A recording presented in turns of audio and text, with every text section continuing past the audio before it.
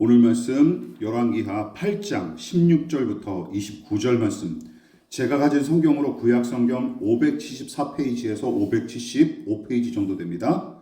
열왕기하 9장 16절부터 29절 말씀, 저와 여러분이 한 절씩 번갈아 가면서 교독하고 마지막 절 29절은 합독합니다. 제가 먼저 봉독합니다. 이스라엘 왕 아합의 아들 요람 제5년에 여호사밧이 유다의 왕이었을 때에 유다의 왕 여호사밧의 아들 여호람이 왕이 되니라. 여호람이 왕이 될 때에 나이가 30세라. 예루살렘에서 8년 동안 통치하니라. 그가 이스라엘 왕들의 길을 가서 아합의 집과 같이 하였으니 이는 아합의 딸이 그의 아내가 되었음이라. 그가 여호와 보시기에 악을 행하였으나 여호와께서 그의 종 다윗을 위하여 유다 멸하기를 즐겨하지 아니하였으니 이는 그와 그의 자손에게 항상 등불을 주겠다고 말씀하셨음이더라. 여호람 때에 에돔이 유다의 손에서 배반하여 자기 위에 왕을 세운 고로 여호람이 모든 병거를 거느리고 사헬로 갔더니 밤에 일어나 자기를 에워싼 에돔 사람과 그 병거의 장관들을 치니 이에 백성이 도망하여 각각 그들의 장막들로 들어갔더라. 이와 같이 에돔이 유다의 수하에서 배반하였더니 오늘까지 그러하였으며 그때도 림나도 배반하였더라.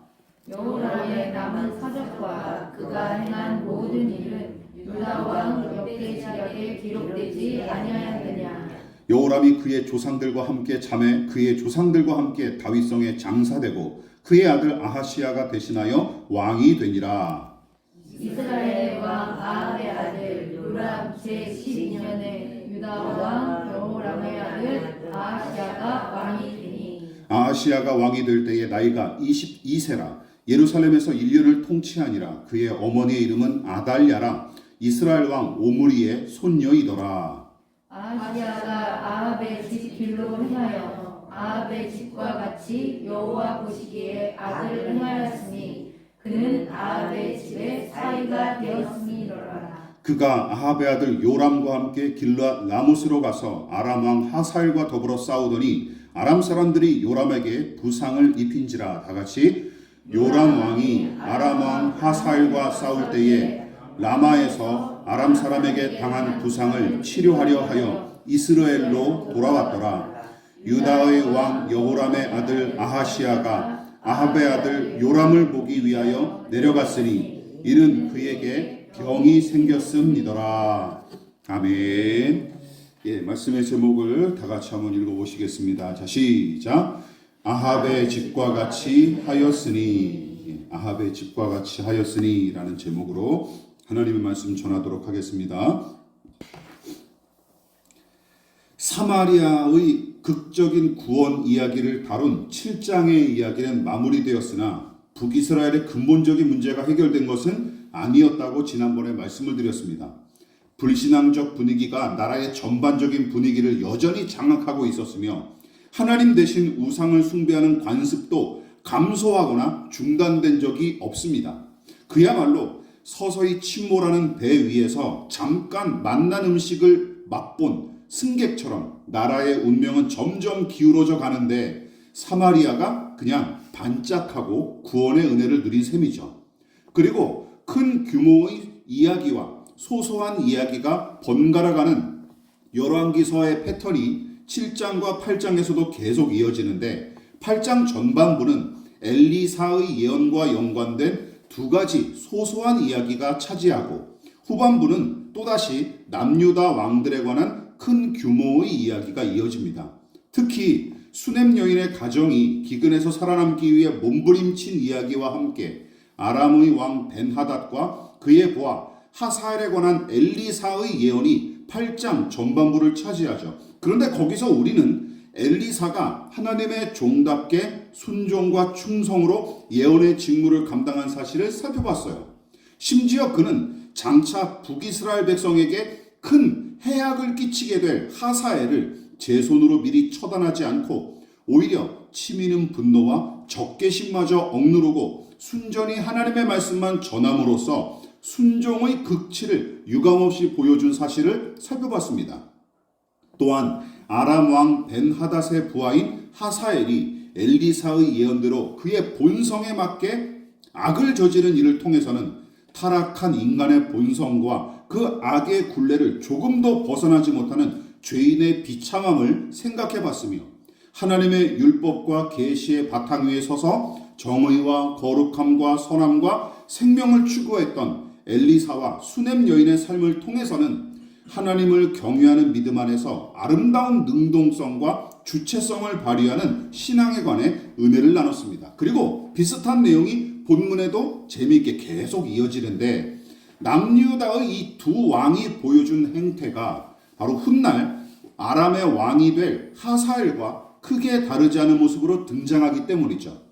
비극이 아닐 수가 없습니다. 왜냐하면 남유다의 왕들은 하나님 마음에 합한 자로 널리 알려진 다윗의 직계 후손이고 하나님을 무시하는 왕들이 내내 다스렸던 북이스라엘과는 다르게 남유다에서는 종종 경건한 왕들이 다윗의 길을 따라 백성을 다스리기도 했는데 근데 문제는 뭐냐면 이 본문에 여호람과 아하시아는 여호와 보시기에 악을 행한 왕으로 평가받는 자들이기 때문입니다.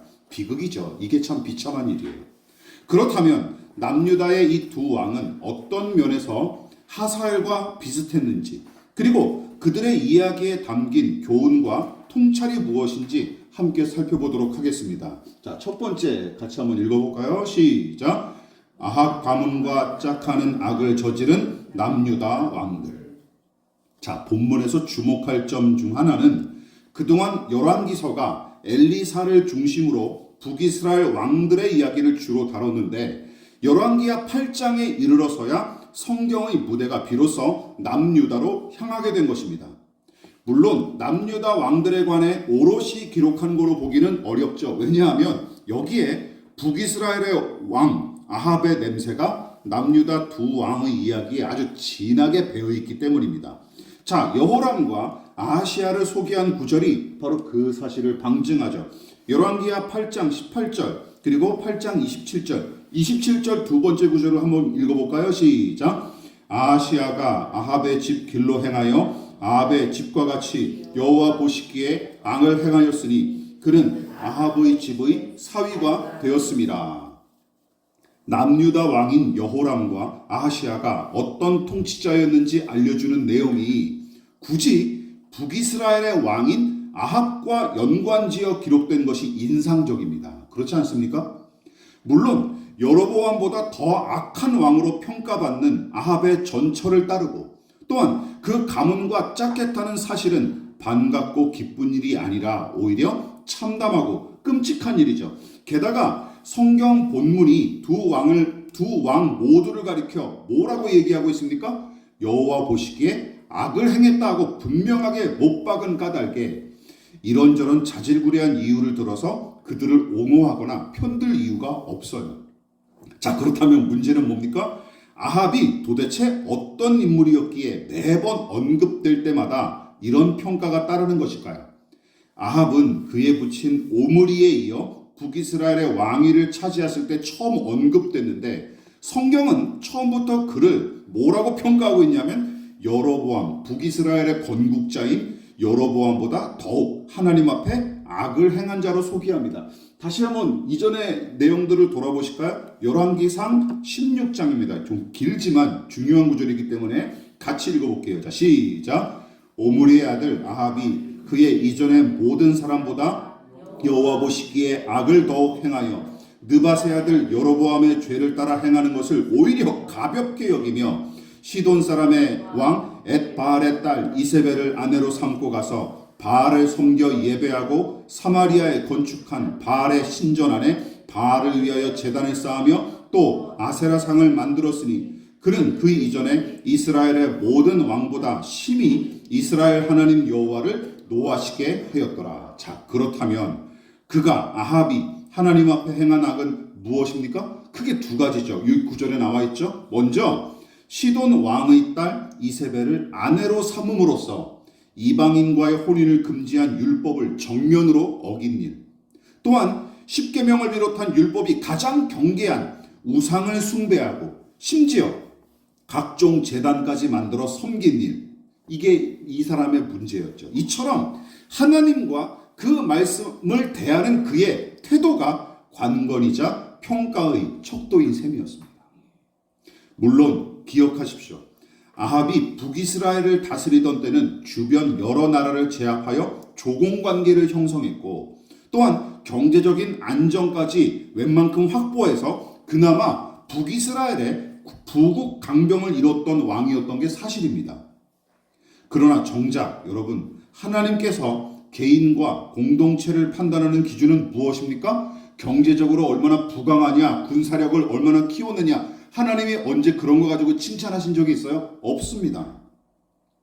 여러분, 하나님은 개인이 이룬 물리적 성과나 공동체의 크기 따위로 무엇을 판단하신 적이 없습니다. 만일 그런 기준으로 선함과 악함, 신앙과 불신앙, 정의와 불의를 판단했다면 아합 왕도 다윗이나 히스기야 못지않은 왕으로 인정받았을 거예요.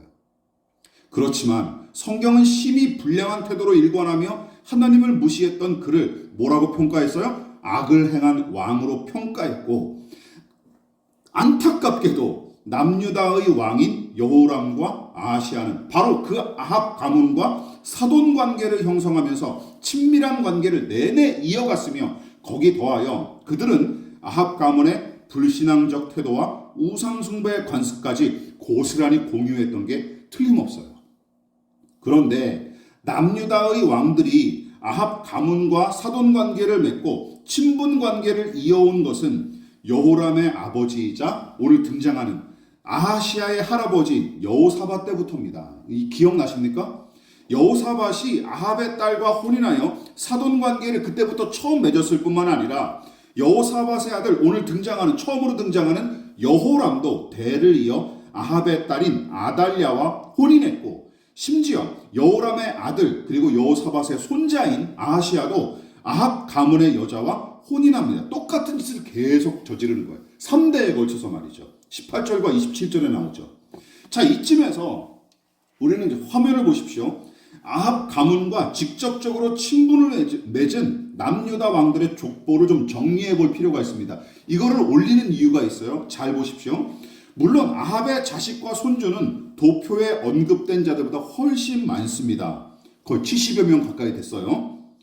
성경이 언급하는 인물만 집중해서 살펴볼 필요가 있습니다. 자, 우선 여호람은 남유다의 네 번째 왕인 여호사밧의 맏아들이고, 여호사밧은 북이스라엘의 아합과 그 아들 여호람에게 군대를 파병할 만큼 친밀한 관계를 유지했던 왕이죠. 하지만 아합 가문과는 별개로 여호와 하나님을 신실하게 섬겼던 임금 중에 한 사람이에요. 아합 가문과 사돈 관계를 맺었지만 기억나시죠? 여호사밧은 그래도 하나님 앞에 경건하고 신실한 인물이었어요. 그런데 문제는 뭡니까? 아합의 뒤를 이어 차례대로 왕위에 오른 두 아들의 이름도 누구냐면 오늘 등장하는 남유다 왕인 여호람과 아하시아처럼 아합의 두 아들의 이름도 뭐예요? 아하시아와 여호람입니다. 똑같죠? 이 부분에 대해서는 신학자마다 목회자들마다 의견이 분분합니다. 동일 인물이냐 아니면 동명이인이냐, 이거 가지고도 막 논쟁이 많아요. 저의 해석을 제가 나름대로 펼쳐보자면 이렇습니다. 이 아합의 뒤를 이어 차례대로 왕위에 오른 두 아들의 이름도 똑같이 아하시아와 여호람으로서 우리가 열왕기하를 시작할 때 이 사람들 살펴보지 않았습니까? 저자가 이전에는 아합과 아하시아에 이어 왕위를 차지한 이스라엘 왕을 여호람으로 불렀으나 오늘 본문에 이 사람이 열왕기하 7장까지는 여호람으로 불렸던 아합의 아들이 여기 8장에 넘어가면 간단하게 요람으로 바뀝니다. 줄임말처럼 이제 줄여지죠. 왜냐하면 남유다의 이 여호람과 구별하기 위해서예요. 구별하기 위해서 그렇게 한 거예요. 남유다 왕 여호사밧의 아들 여호람과 구별하기 위해 그의 이름을 요람으로 살짝 바꿔 기록했습니다. 자, 그래서 저는 이렇게 해석을 합니다. 뭐냐면 이처럼 아합과 여호사밧이 다스리던 시대부터 두 가문은 대를 이어 사돈 관계를 유지했을 뿐만 아니라 아들과 손주의 이름을 번갈아가며 똑같이 지은 이유도 일부 신학자들은 이렇게 해석하는 거예요. 두 가문의 유대 관계를 과시하고 그 결속을 더욱 든든하게 다지기 위한 목적이 다분했을 거로 해석합니다. 그리고 저도 이 편에 더 손을 들고 있어요. 여러분 매우 친한 친구들끼리 어렸을 때 뭐 딸 낳고 아들 야 너랑 얘 키워서 나중에 결혼하자 사돈 맺자 이런 것도 있고 어떤 사람들은 막 이름을 이렇게 비슷하게 짓는 경우도 있더라고요. 이제 그런 식이죠. 그러니까 심지어 하나님 앞에 신실했던 왕 여호사밧조차도 아합의 딸과 혼인하여 그와 사돈 관계를 맺은 정도로 만족하지 않고 어떤 일을 벌입니까? 열왕기상 22장부터 열왕기하 초반부까지 경제적으로나 군사적으로 아합 가문과 협력 관계를 이어가면서 굵직굵직한 일을 여러 번 벌이죠. 그러나 그때마다 어떤 일이 벌어집니까? 매번 엄청난 손실을 입기 일쑤였고 심지어 여호사밧은 열왕기상 22장에서 전쟁터에서 목숨을 잃을 뻔한 적도 있습니다. 그렇죠? 기억나시죠? 무엇보다 여호사밧이 아합과 그의 아들 아하시아와 친밀히 교제하는 것 자체를 하나님께서 매우 악한 일로 간주하셨고 계속해서 무섭게 경고하셨습니다. 이 내용은 역대하에 있어요. 자, 한번 읽어볼까요? 자, 시작. 하나니의 아들 선견자 예후가 나가서 여호사밧 왕을 맞아 이르되 왕이 악한 자를 돕고 여호와를 미워하는 자들을 사랑하는 것이 옳으니까. 예후라는 선지자, 선견자가 이렇게 지적한 거예요. 37절 시작. 마레사 사람 도다와후의 아들 엘리에셀이 여호사밧을 향하여 예언하여 이르되 왕이 아하시아와 교제함으로 여호와께서 왕이 지은 것들을 파하시리라. 그래서 열왕기상 22장에 에시온 게벨의 선박을 이렇게 지었다가 파괴당한 거 기억나시죠? 그 일이 이 때문에 벌어진 거예요. 아하시아는 바로 아합의 아들 아닙니까? 이쯤에서 신자라면 이런 의구심을 품어야 마땅합니다. 자, 이런 말 많이 들어보셨을 거예요. 하나가 되는 일이 다 선합니까? 하나가 되는 일. 타인과 협력하고 연합하면 무조건 잘한 일일까요? 그렇게 생각하는 사람들이 교인들 중에 꽤 많더라고요. 또한 모든 평화와 화해가 다 좋은 것입니까? 이 부분에 한번 생각해 보십시오. 또 목회자들은 이런 환상들이 있어요. 뭐냐? 여러 교회가 합쳐지고 모든 교단이 통합되면 다 옳은 일입니까? 그렇게 생각하십니까? 아합 가문과 연합하여 친밀한 관계를 이어갔던 남유다의 새 왕이 하나님 앞에 어떤 평가를 받고 어떤 인생을 살았는지 떠올려 보십시오. 그러면 답이 나오죠. 여러분, 모든 연합과 모든 평화가 다 선한 것은 아닙니다. 믿으십니까? 이 사실을 우리는 놓치면 안 돼요. 그리고 잠언의 교훈을 마지막으로 한번 마음에 새겨봅시다. 잠언 29장 24절 시작. 도둑과 짝하는 자는 자기의 영혼을 미워하는 자. 짝하라는 얘기예요? 짝하지 말라는 얘기예요? 하지 말라는 얘기죠. 연합할 사람이 있고 안 해야 될 사람이 있는 거예요.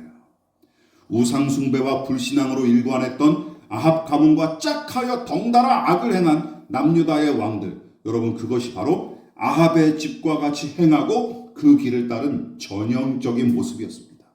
또 하나 더 남았습니다. 자, 무엇입니까? 시작. 아합의 전철을 밟은 여호람과 아하시아. 철저히 하나님과 그 말씀을 무시하고 우상 숭배를 일삼았던 아합 북이스라엘의 아합 왕과 그의 후손들. 그들과 같이 행하고 그 뒤를 따른 남유다 왕들의 행각은 단지 사돈 관계를 맺어 친밀히 교제하는 정도였다면, 그리고 하나님의 나라다움을 회복하기 위한 어떤 수단이나 일환으로 남과 북의 진정한 연합과 통일을 도모했던 것이었다면 하나님께서 이렇게까지 분노하며 정죄하셨을 리가 없습니다. 좋은 뜻으로 만일 했던 일이라면, 하나님 편에 서서 말이죠. 문제는 무엇입니까? 핵심은 남유다의 왕들이 남북 간의 평화와 사돈지 간의 친밀함을 빌미로 아합 가문의 불의를 매우 가볍게 여겼을 뿐만 아니라 여호람과 아하시아 두 왕은 아합 가문이 저지른 불의를 고스란히 따라간 게 문제였던 것이죠. 그러기에 하나님께서는 신이 분노하시며 그들을 징계하실 수밖에 없었습니다. 그러니까 북이스라엘의 8대 왕 아하시아와 9대 왕 여호람이 그들의 아버지 아합의 전철을 그대로 이어가면서 악을 저질렀던 것처럼 그들과 똑같은 이름을 부여받아 남유다를 다스렸던 여호사밧의 아들 여호람과 그의 손주인 아하시아도 그 이름값대로 똑같은 짓을 저질렀던 거예요. 여러분, 그나마 그들이 왕위를 유지하고 남유다가 존속될 수 있었던 이유는 다른 게 아닙니다. 19절을 보십시오. 여러분 눈으로 보십시오. 하나님께서 그들의 조상 다윗과 맺은 약속을 지키시고자 오래 참으신 덕택이지 그들 때문이 아닙니다. 그러니까 악인의 꾀를 따르고 죄인의 길을 걸으며 오만방자했던 아합처럼 남유다의 5번째 왕인 여호람과 6번째 왕인 아하시아도 동일한 악을 저질렀지만 하나님께서 어떻게 조치하신 거예요? 야, 내가 다윗을 보고 참는다 하신 거예요. 너희를 당장 멸하지 않은 이유도 너희 조상 다윗 덕택이다 라고 얘기하시는 거예요. 그렇다면 남유다의 여호람과 아하시아는 경건한 그들의 조상 다윗의 길을 따르는 대신 또 자기 아버지가 경건한 왕이었지 않습니까? 여호사밧이 말이죠. 왜 굳이 아합의 집과 같이 행하고 그의 길을 따랐을까요? 어렵게 생각할 필요가 없습니다. 잘 들어보십시오. 그 길을 따라가는 것이 당장은 쉽고 편했기 때문이에요. 그리고 거기로 가는 것이 얼른 유익을 가져다 줄 거로 믿었기 때문입니다. 편하고 이익이 된다고 생각하니까 그 길을 간 거죠. 사람은 다 똑같습니다. 자기가 선택하는 길이 자기에게 가장 편하고 유익이 되기 때문에 그 길을 가는 거예요. 그렇지 않습니까? 특히 그들보다 앞서 여호사밧이 아합과 사돈 관계를 맺은 중요한 목적 중 하나가 무엇인지 열왕기상 22장에 잘 드러나 있어요. 자, 같이 한번 읽어볼까요? 자, 시작.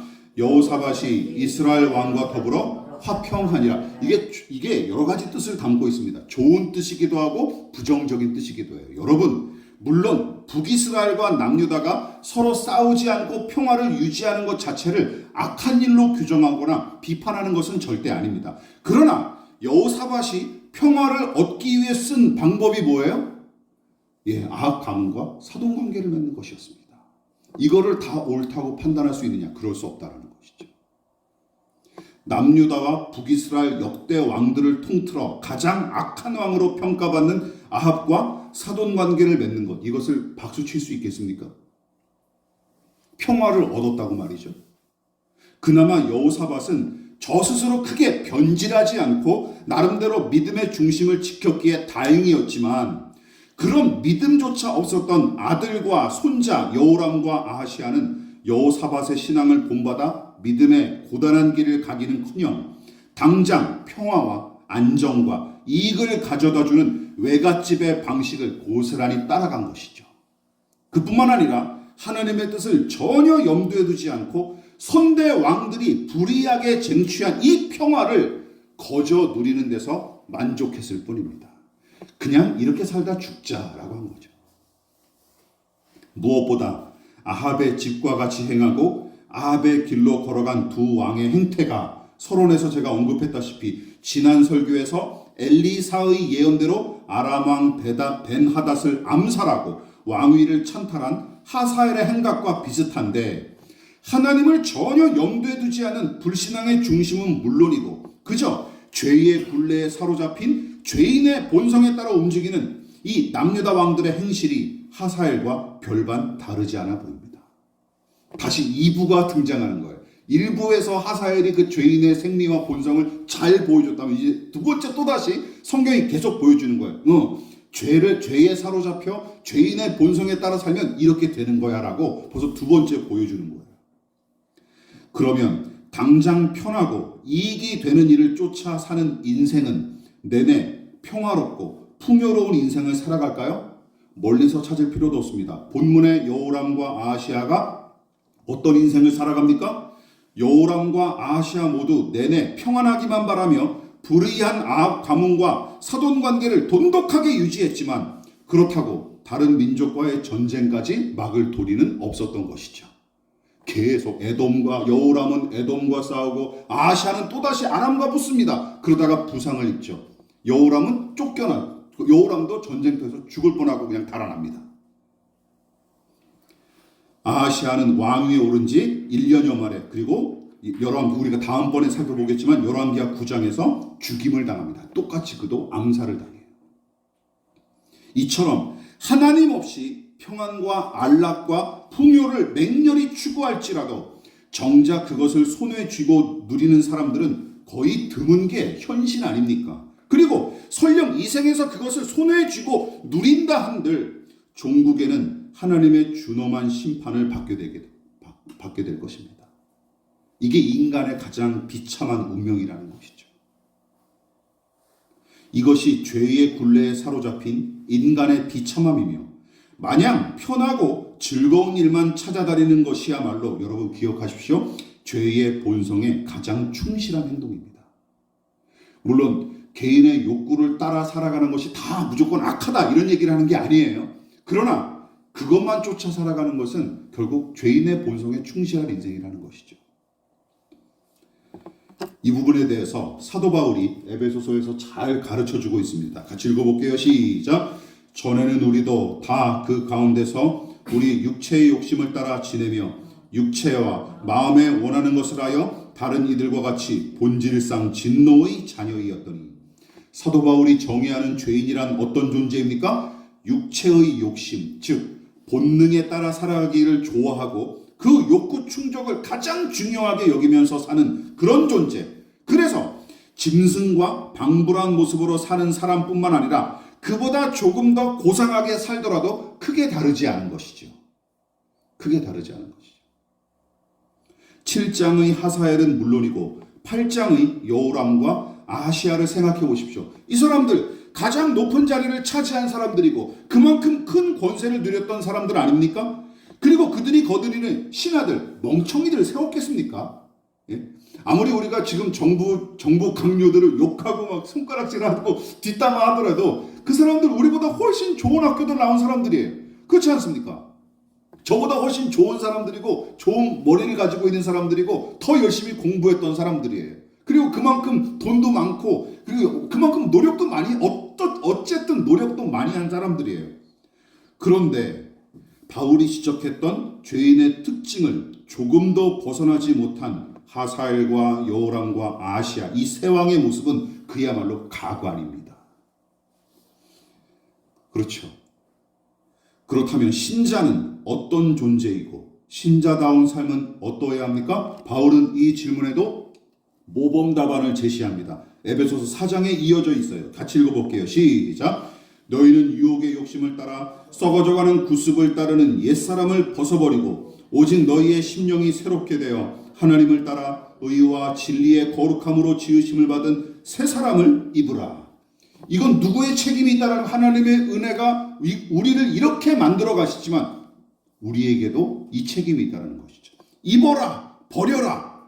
네, 우리가 해야 될 육체의 욕심, 매번 그 유혹에 이끌려 사는 낡은 습관을 과감히 타파하고 안락과 안전과 풍요와 건강과 승리와 성공과 편리만 추구했던 옛사람의 방식을 과감하게 벗어버림으로써 오직 거듭난 믿음의 사람답게 새로워진 마음으로 힘쓰고 애써 더욱 간절히 정의와 거룩함과 진리를 추구하는 사람, 그가 누구다? 그리스도인이라는 것이죠.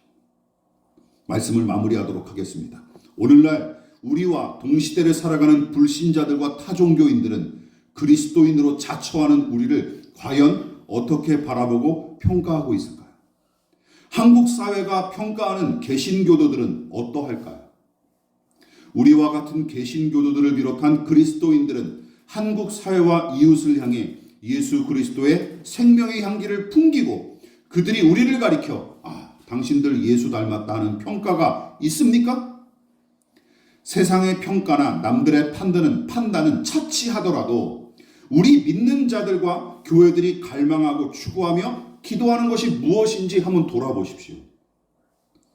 이것은 아닙니까? 혹시 육체의 욕심과 욕구를 충족시키기 위한 목적을 노골적으로 내세우며 종교적 언어와 신앙 행위를 동원하는 교회가 얼마나 많이 있습니까?